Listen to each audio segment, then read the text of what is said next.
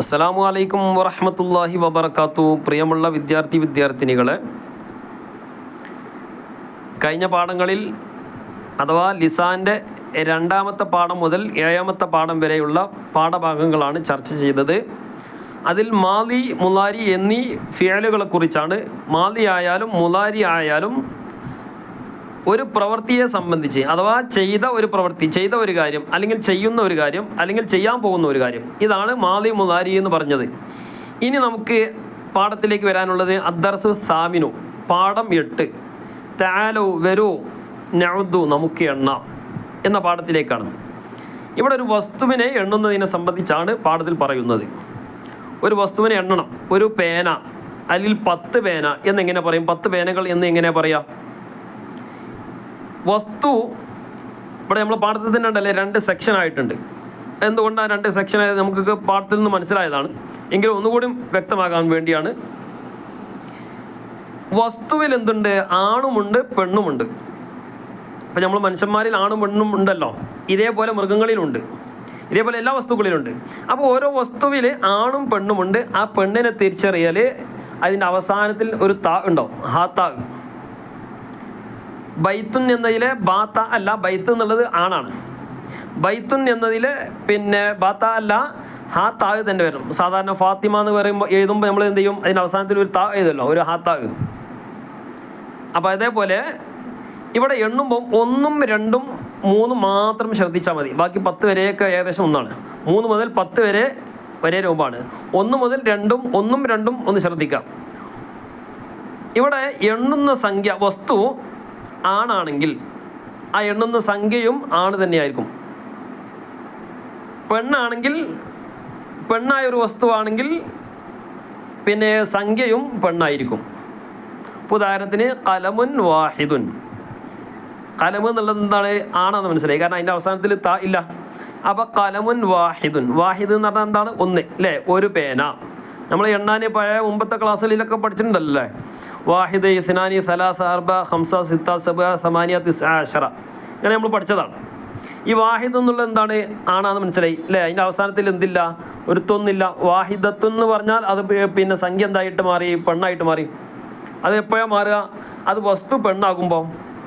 ഇപ്പോൾ ഒരു പിന്നെ പേന, കലമുൻ വാഹിദുൻ, ആദ്യം നമ്മൾ എന്ത് ചെയ്യണം? കലമുൻ എന്ന് എഴുതണം, എന്നിട്ടാണ് സംഖ്യ എഴുതേണ്ടത്. കലമുൻ വാഹിദുൻ. അല്ലെങ്കിൽ 2 പേനകളിൽ നിന്ന് ഇങ്ങനെ പറയാം, കലമാനി പിന്നെ ഇസ്നാനി, കലമാനി ഇസ്നാനി. ഇനി പുസ്തകമാണ് എണ്ണുന്നത്. അപ്പോൾ കിതാബ്, കിതാബ് എന്ന് പറഞ്ഞാൽ ആണാണ്. അപ്പോൾ കിതാബുൻ വാഹിദുൻ.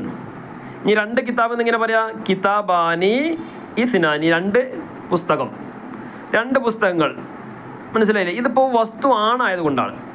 ഇനി നേരെ അപ്പുറത്ത് ആ ഒരു രണ്ടാമത്തെ ഭാഗം നോക്കി. ഒരു വസ്തു പെണ്ണായ ഒരു വസ്തു നമുക്ക് ഏതാ? മിളല്ലത്തുൻ, ഷംസിയത്തുൻ. മിളല്ലത്ത് എന്ന് പറഞ്ഞാലും ഷംസിയത്ത് എന്ന് പറഞ്ഞാലും കുട എന്നാണ് അർത്ഥം അല്ലേ? അപ്പോൾ ഇവിടെ മിളല്ലത്തുൻ എന്ന് പറഞ്ഞപ്പോൾ അത് പെണ്ണാന്ന് മനസ്സിലായി. അപ്പം ഇനി വാഹിദുൻ എന്ന് പറഞ്ഞാൽ ശരിയാവൂല, വാഹിദത്തുൻ. മിളല്ലത്തുൻ വാഹിദത്തുൻ. 2 കൂടാന്ന് എങ്ങനെ പറയാം? മിളല്ലത്താനി ഇസ്നത്താനി, മിളല്ലത്താനി ഇസ്നത്താനി. ഇനി വേറൊരു ഉദാഹരണം നോക്കുക. ത്വാവിലത്ത്, മേശ, ടേബിള്. ത്വാവിലത്തുൻ വാഹിദത്തുൻ, ത്വാവിലത്താനി ഇസ്നത്താനി. അത് മനസ്സിലായില്ലേ? അപ്പോൾ 1ഉം 2ഉം ഒരേ രൂപമാണ്. ആണാണെങ്കിൽ ആണ് തന്നെ, പെണ്ണാണെങ്കിൽ പെണ്ണ് തന്നെ. ഇനി 3 മുതൽ 10 വരെ, 3 പഠിച്ചു കഴിഞ്ഞാൽ 10ഉം നമുക്ക് എന്ത് ചെയ്യാം? സിമ്പിളായിട്ട് മനസ്സിലാക്കാം. 3 മുതൽ 10 വരെ ഒരേ റൂട്ടാണ് എന്ന് പറഞ്ഞാൽ, പിന്നെ എണ്ണുന്ന പിന്നെ വസ്തു ആണാണെങ്കിൽ സംഖ്യ പെണ്ണായിട്ട് വരും. ഇപ്പോൾ പിന്നെ കലമുൻ, കലമാനി, അഖിലാമ്, അതിൻ്റെ ബഹുവചനമാണ് അഖിലാമ്. അപ്പോൾ 3 പേനകൾ എന്നിങ്ങനെ പറയാം, സലാസത്തു അഖിലാമിൻ. അപ്പോൾ പിന്നെ വസ്തു ആണായതുകൊണ്ട് അഖിലാം എന്നുള്ളത് എന്താണ്? അതിൻ്റെ അവസാനത്തിൽ എത്തുന്നില്ലല്ലോ. കലം എന്നുള്ളത് എന്താണ്? പിന്നെ നമ്മൾ ആണാന്ന് പറഞ്ഞു. അപ്പോൾ അഖിലാം എന്നുള്ളത് ആണാണ്. അപ്പോൾ ആണായ ഒരു വസ്തുവിനെയാണ് എണ്ണുന്നതെങ്കിൽ സംഖ്യ പെണ്ണായിട്ട് വരും, നേരെ തിരിച്ചായിട്ട് വരും. പിന്നെ എഴുതുന്ന റൂട്ടും മാറ്റണ്ടേ? നമ്മൾ സാധാരണ നേരത്തെ പറഞ്ഞു 1ഉം 2ഉം പറഞ്ഞത് വസ്തു, പിന്നെ വസ്തുവിന് ആദ്യം പറഞ്ഞു, പിന്നെയാണ് എണ്ണസംഖ്യ പറഞ്ഞത്. ഇവിടെ നേരെ തിരിച്ചു വരും. എന്ത് ചെയ്യും? ഇവിടെ എണ്ണം ആദ്യം പറയും, എന്നിട്ടാണ് വസ്തുവിനെ പറയുന്നത്. ആ എഴുതുമ്പോൾ തന്നെ പിന്നെ അതിൻ്റെ കൂടെ ശ്രദ്ധിക്കണം, സലാസത്തു അഖിലാമിൻ. അവിടെ തൻവീൻ കെസറുണ്ടല്ലോ അത് കൊടുക്കണം. സലാസത്തു അഖിലാമിൻ. ഇനി 4 ആയാലും 5 ആയാലും 6 ആയാലും 7 ആയാലും 8 ആയാലും 9 ആയാലും 10 ആയാലും അതേ രൂപമാണ്. സലാസത്തു അഖിലാമിൻ, അർബഅത്തു അഖിലാമിൻ, ഖംസത്തു അഖിലാമിൻ 5 പേനകൾ, സിത്തത്തു അഖിലാമിൻ, സബ്അത്തു അഖിലാമിൻ, സമാനിയത്തു അഖിലാമിൻ 8 പേനകൾ, അശറത്തു അഖിലാമിൻ അല്ലേ? ഇങ്ങനെ 10 വരെ അതേ രൂപമാണ്. അത് മനസ്സിലായല്ലോ അല്ലേ? ഇനി വേറൊരു ഉദാഹരണം നോക്കാം. അപ്പോൾ ഒന്നിൻ്റെ നമ്മൾ പറഞ്ഞു, പിന്നെ കലമുൻ വാഹിദുൻ, കിതാബുൻ വാഹിദുൻ. ഇനി രണ്ടാമത്തെ കിതാബാനി ഇസ്നാനി. ഇനി 3 പുസ്തകങ്ങൾ എന്നിങ്ങനെ പറയാം. അതിൻ്റെ ആദ്യം എന്ത് ചെയ്യണം? എണ്ണസംഖ്യ പറയണം. സലാസത്തു കുത്തുബിൻ, കുത്തുബാണ് ബഹുവചനം. അപ്പോൾ സലാസത്തു കുത്തുബിൻ, അർബഅത്തു കുത്തുബിൻ, ഖംസത്തു കുത്തുബിൻ, സിത്തത്തു കുത്തുബിൻ, സബ്അത്തു കുത്തുബിൻ, സമാനിയത്തു കുത്തുബിൻ, തിസ്അത്തു കുത്തുബിൻ, അശറത്തു കുത്തുബിൻ. ഇത് മനസ്സിലായില്ല? ഈ റൂട്ട് മനസ്സിലായല്ലോ? ഇനി നേരെ അപ്പുറത്തേത് 3 മുതൽ, പിന്നെ പെണ്ണിൻ്റെ ഭാഗമാണ് 3 മുതൽ 10 വരെ. അവിടെ ഇതേപോലെ തന്നെ എഴുതേണ്ടത്. ആദ്യം സംഖ്യ എഴുതുക, പിന്നെ വസ്തുവിനെയാണ് എഴുതേണ്ടത്. ഉദാഹരണത്തിന് സലാസു മിളല്ലാത്തിൻ 3 കുടകൾ, അർബഉ മിളല്ലാത്തിൻ 4 കുടകൾ, ഖംസു മിളല്ലാത്തിൻ, സിത്തു മിളല്ലാത്തിൻ, സബഉ മിളല്ലാത്തിൻ, സമാനിയ മിളല്ലാത്തിൻ, തിസ്ഉ മിളല്ലാത്തിൻ, അശറു മിളല്ലാത്തിൻ. ഇപ്പം നമ്മൾ 10 വരെ എണ്ണി അല്ലേ? ഇനി വേറൊരു ഉദാഹരണം നോക്കുക. നേരത്തെ പറഞ്ഞ തോവിലത്തല്ലേ? തോവിലത്ത് എന്ന് പറഞ്ഞാൽ ഒന്നാണ്. അപ്പോൾ ഒരു ടേബിൾ എന്നിങ്ങനെ പറയാം. തോവിലത്തുൻ വാഹിദത്തുൻ, തോവിലത്താനി ഇസ്നത്താനി. ഇനി 3 മുതൽ 10 വരെ റൂട്ട് മാറും. എങ്ങനെ? സലാസു അവിടെ എന്തായി? പിന്നെ ആണായിട്ട് മാറി, വസ്തു പെണ്ണായിട്ട് മാറി. 3 മുതൽ 10 വരെ അതേ രൂപത്തിലായിരിക്കും. സലാസു തോവിലാത്തിൻ, അർബഉ തോവിലാത്തിൻ 10 വരെ, അശറു തോവിലാത്തിൻ 10 മേശകൾ. ഇപ്പം ഈ രൂപം നമ്മൾ മനസ്സിലാക്കണം. നേരെ ആ 1ഉം 2ഉം 3ഉം ഒന്ന് മനസ്സിലാക്കിയാൽ മതി. 10ഉം പിന്നെ ഇനി ഏത് വന്നാലും ഇതേ രൂപത്തിൽ എഴുതുന്നുണ്ട്.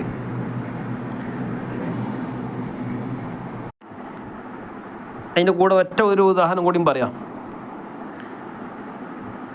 ഇപ്പോൾ ത്വാലിബുൻ നമ്മൾ പഠിച്ചാണല്ലോ, വാക്കാണല്ലോ. ത്വാലിബ് എന്ന് പറഞ്ഞാൽ വിദ്യാർത്ഥി. അത് വിദ്യാർത്ഥിനി എന്ന് പറയുമ്പോൾ എങ്ങനെ പറയണം? ത്വാലിബത്തുൻ. ത്വാലിബുൻ വിദ്യാർത്ഥി, ത്വാലിബത്തുൻ വിദ്യാർത്ഥിനി അല്ലേ? അപ്പോൾ ഒരു വിദ്യാർത്ഥി എന്നിങ്ങനെ പറയാം? ത്വാലിബുൻ വാഹിദുൻ. 2 വിദ്യാർത്ഥിയാണെങ്കിൽ ത്വാലിബാനി ഇസ്നാനി. ഇനി 3 വിദ്യാർത്ഥിയാകും. അതിന് ബഹുവചനം എങ്ങനെ പറയാം? ഈ പിന്നെ ത്വാലിബ് എന്നുള്ളത് പിന്നെ ആണാണല്ലോ, വിദ്യാർത്ഥി. അതിൻ്റെ ബഹുവചനമാണ് തുല്ലാബ്. അപ്പം എങ്ങനെ പറയാം? സലാസത്തു തുല്ലാബിൻ, അർബഅത്തു തുല്ലാബിൻ. അങ്ങനെ 10 വരെ അശറത്തു തുല്ലാബിൻ. ഇനി നേരെ അത് അതിന് പെണ്ണാക്കൽ എങ്ങനെ? ത്വാലിബുൻ എന്നതിന് പെണ്ണാക്കൽ എങ്ങനെ? ത്വാലിബത്തുൻ. അപ്പോൾ ത്വാലിബത്തുൻ വാഹിദത്തുൻ, ത്വാലിബത്താനി ഇസ്നത്താനി 2 വിദ്യാർത്ഥിനികൾ.